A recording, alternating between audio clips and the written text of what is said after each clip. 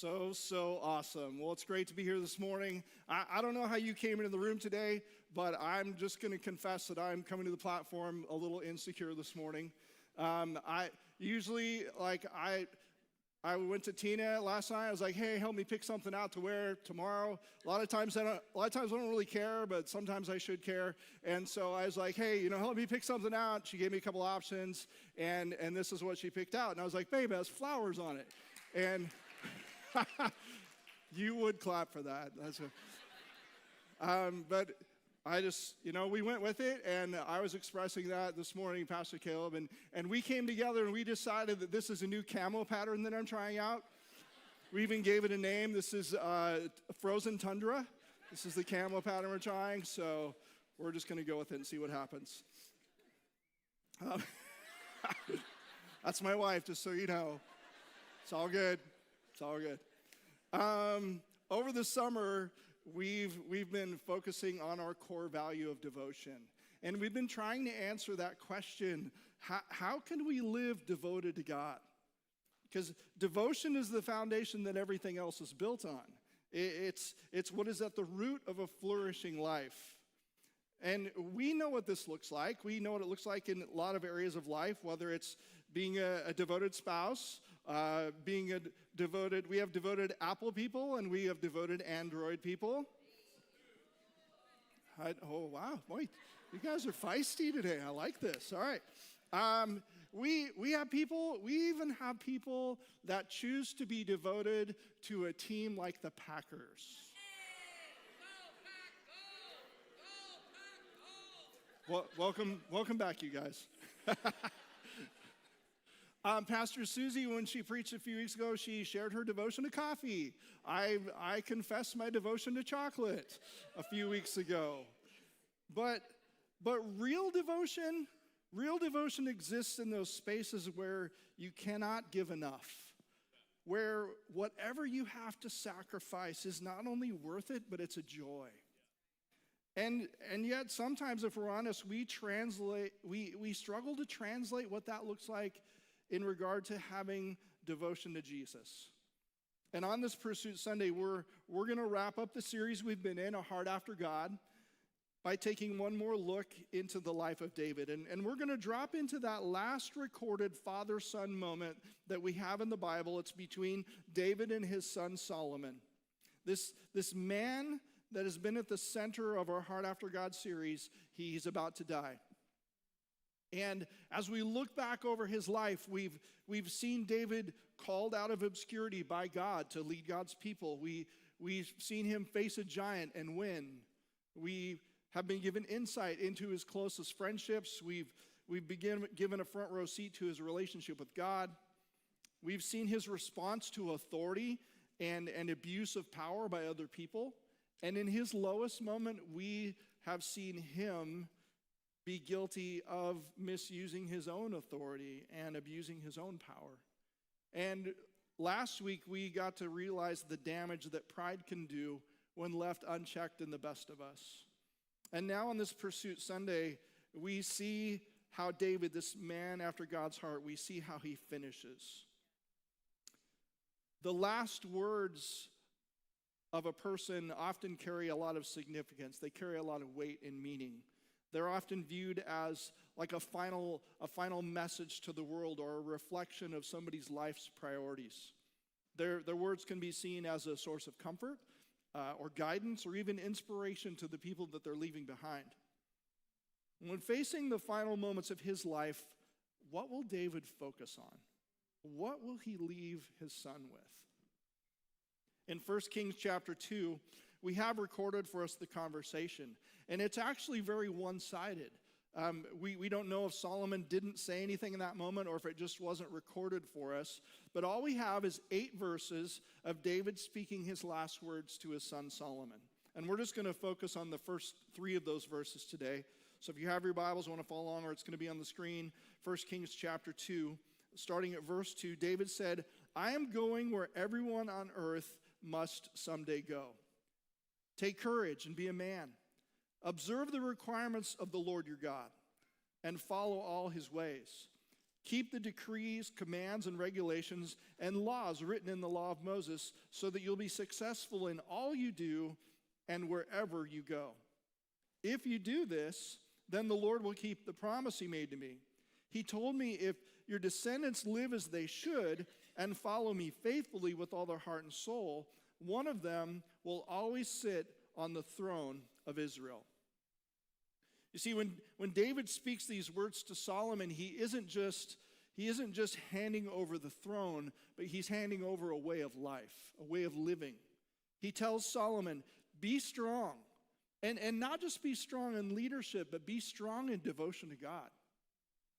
And strength here is not defined by dominance, but it's defined by obedience and trust. As followers of Jesus, we're called to this same devotion. And part of being devoted to Jesus is that we be strong in faith. We be strong in faith. And in this culture that we live in today, we live in a culture that prizes independence, it prizes self-reliance, but true strength is found in surrendering to Jesus and doing that on a daily basis. And that takes courage. It takes courage to trust him. It takes courage to trust Jesus with your future. It takes courage to trust Jesus with your decisions. It takes courage to trust Jesus with your identity. And so he says, take courage. Jesus, when talking to his disciples about life and death things in John 16:33, he said, I've told you all this so that you may have peace in me. Here on earth, you will have many trials and sorrows. But take heart, take courage, because I have overcome the world. Be strong in faith. That's part of pursuing Jesus. Another part of being devoted to Jesus, of pursuing him, is that we walk in obedience. David's charge to Solomon to obey God's commands, that wasn't a legalistic thing that he was charging his son to do. It was a relational thing that he was charging Solomon to do. Because obedience is how we stay close to Jesus. In John 14:15, Jesus said, if you love me, obey my commandments. Obedience flows from love. It doesn't flow from obligation. We don't do what God asks of us in order to get saved. We do what God asks of us because we've experienced being saved. It's a natural response. It's a natural response to experiencing. We sing about this. We sing songs. It's a natural response to experiencing the overwhelming, never-ending, reckless love of God for you and for me. So the first step involved trust. The second step involves obedience. We used to sing a song when I was growing up, Sunday school, the old hymnals in church, right? That spoke to this. It says, when we walk with the Lord in the light of his word, what a glory he sheds on our way. While we do his good will, he abides with us still and with all who will trust and obey. Trust and obey. And it says, for there's no other way to be happy in Jesus but to trust and obey. So walking in obedience, that's part of pursuing Jesus. Called to be strong in faith, called to walk in obedience, and we're called to prioritize relationships, not just rules. Solomon was told to follow God faithfully with all his heart and soul. That's intimate language. That's language that points to relationship. You know, last week, Tina and I had some friends over for dinner. It was a nice night. We were sitting on the patio having dinner with them, and as we were kind of cleaning up and stuff, the guy kind of leaned back in his chair, and he's like, so, how did you guys meet? Like, how did you guys get together? And I quickly put a bite of food in my mouth so Tina would have to answer that instead of me. But the way that Tina and I got together is that I had to pursue her. It's true. Yeah. And that was a whole new thing for me. Because in those years, like if I was ever interested in a girl, I kind of gave it that surface level, like find out if she's interested in me too, and if she was, great. And if she wasn't, then I was either too scared to kind of like push my luck any further, or I just wasn't motivated enough to really put any more effort into it. And then I met this girl that I found myself definitely interested in. And she was pretty unimpressed. And on top of that, she had a huge crush on my best friend. Right? Man. It was like, and we met at youth group, at the church that I grew up at. And, so like I'd come into youth group and she'd be over talking to my best friend and she'd just be like, I can't really do the googly eyes thing, but, just imagine I am. And then I'd walk in and she'd like, oh, hi. And then it was back to like,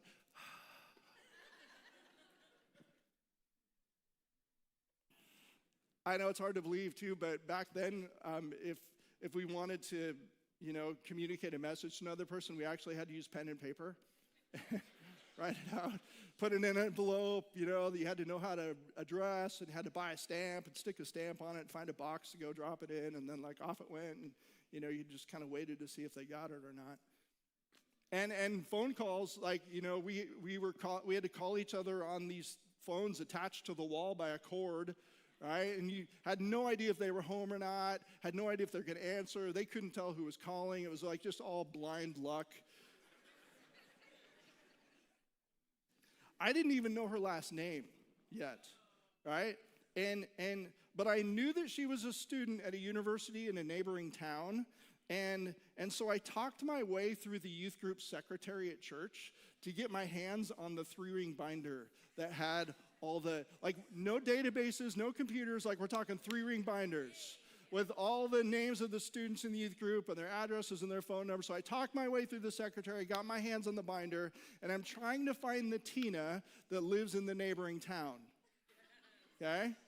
And I risked that I had found the right Tina, and I wrote a card, and I sent her a card telling her that I really admired her, and I was enjoying getting to know her, and fired that off in the mail. Like, I was pursuing. I kept asking her out to lunch after church, and she kept saying no. And I kept coming back for more.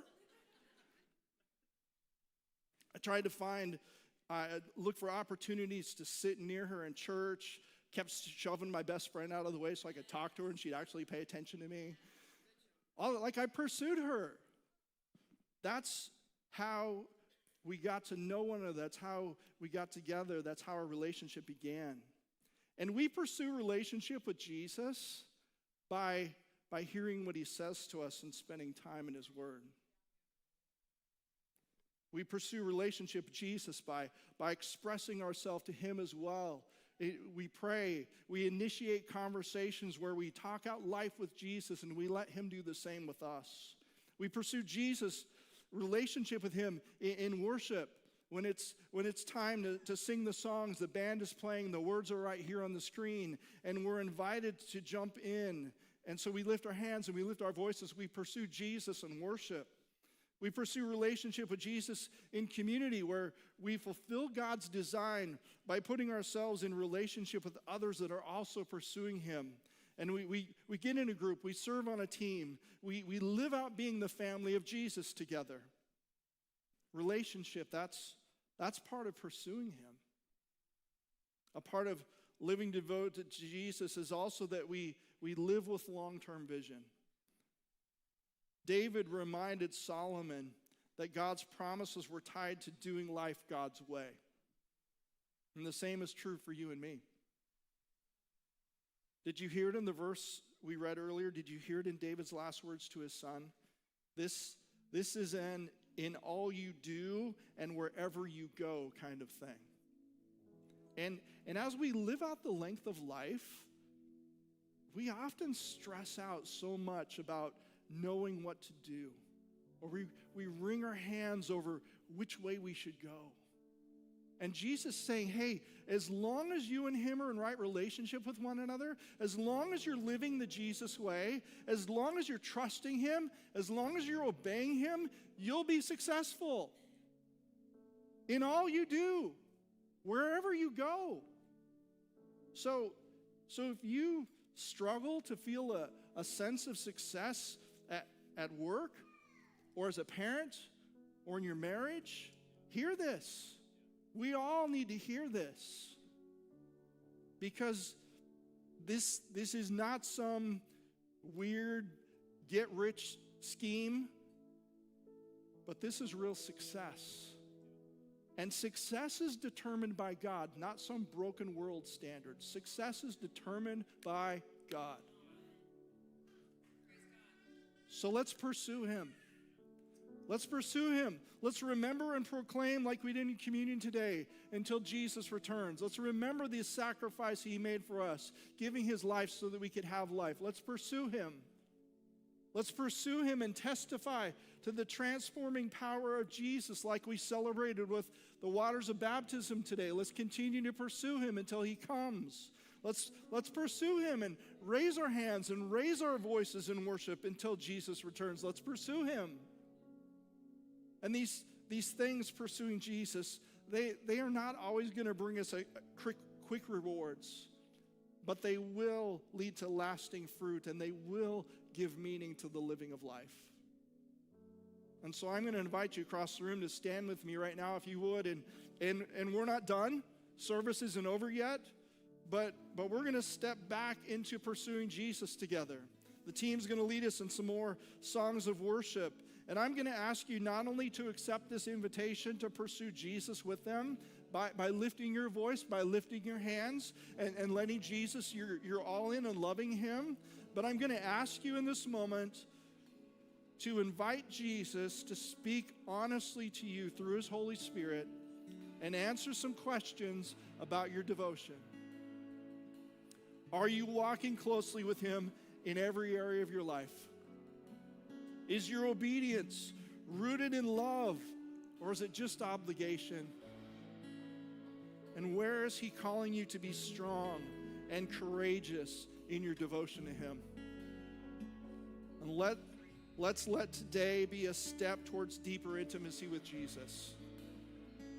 Let's not just serve him, but let's know him. And let's not just follow him, but let's walk with him. And so as we pursue Jesus right now, like pursuing Jesus means we do things that we haven't done before. We don't do things just the way we've always done them. I gave a silly illustration of what that looks like in my pursuit of Tina. Like I did things differently than I had done before because I was after something I'd never had before.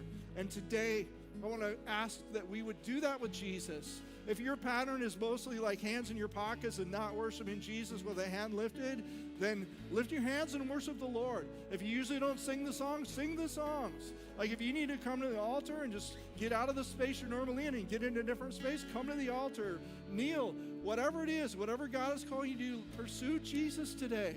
Pursue him. As the team leads us, dive right in and let's go after God together. Let's pursue him as we worship.